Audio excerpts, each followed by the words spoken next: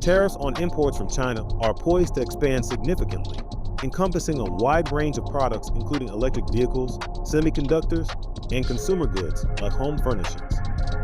These measures are designed to reduce dependency on Chinese manufacturing and encourage domestic production, though they may lead to increased costs for U.S. businesses and consumers.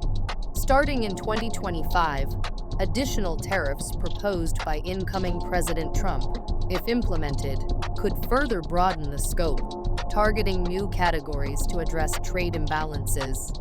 Companies importing from China must assess their exposure to these tariffs and develop strategies like diversifying suppliers, reshoring, or leveraging trade agreements to mitigate risk.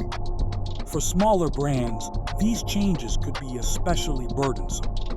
Navigating these disruptions requires careful planning and potential shifts toward reshoring or diversifying supply chains.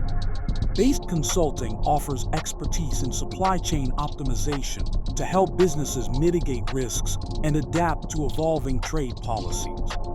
Contact us today to explore strategies tailored to your needs.